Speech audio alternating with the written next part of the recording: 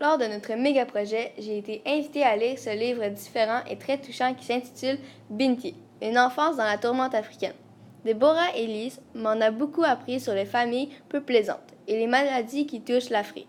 Ce livre m'a beaucoup fait douter à quel point certains êtres humains peuvent être égoïstes. Il m'a aussi ouvert les yeux et peut-être que si vous le lisez à votre tour, cela va vous faire le même effet. Binti, Juni et Kwasi vivent seulement avec leur père. Un jour, Bambou, le nom donné à leur père car il est maigre, tombe malade. Binti s'occupe de l'emmener à l'hôpital. Malheureusement, ce dernier ne survit point à sa maladie. Ses funérailles ont lieu. Binti et sa sœur sont séparés de leur frère et sont emmenés au Moulange. Les oncles croient que ces jeunes femmes ont le sida dû à la mort de leur père. Ils sont malheureuses et maltraitées. Binti se réveille avec une note au côté disant d'aller chez leur grand-mère et rejoindre Juni. Binti s'aventurera dans les villes inconnues et essaie de trouver sa grand-mère. Heureusement, elle la trouve et va vivre avec. Mais va-t-elle retrouver ses frères et sœurs? Faudra lire le livre pour le savoir.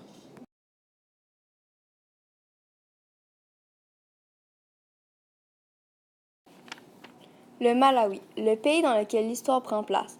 Sa capitale est Lilongwe. Il comporte 18,62 millions d'habitants. David Livingstone a été le premier Européen à y avoir mis les pieds. Son président s'appelle Joyce Benda et la langue la plus parlée est le Chewa.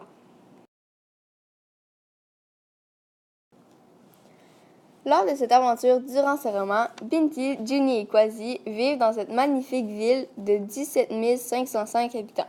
Ils adorent cette place. Blantyre a été nommée grâce à David Livingstone.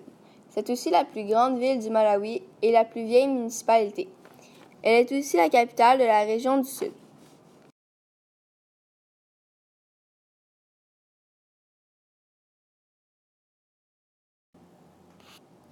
Après la mort du père des enfants, les oncles décident lequel ils amènent avec eux. Malheureusement, Kwasi est séparé de ses sœurs et part à Monkey Bay, tandis que les deux filles partent ailleurs.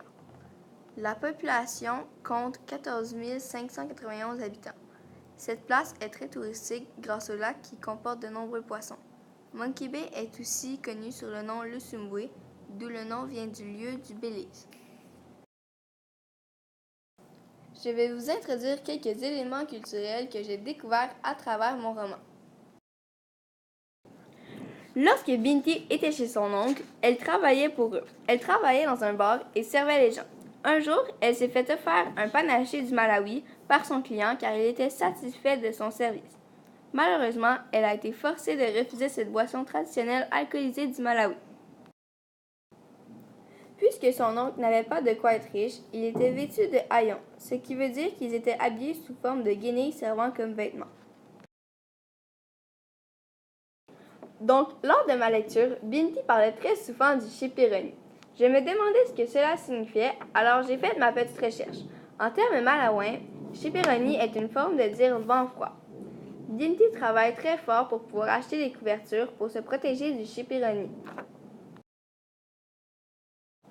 À la recherche de sa grand-mère, Binti, pour la retrouver, interrompt une culte, ce qui est un hommage religieux pratiqué en groupe.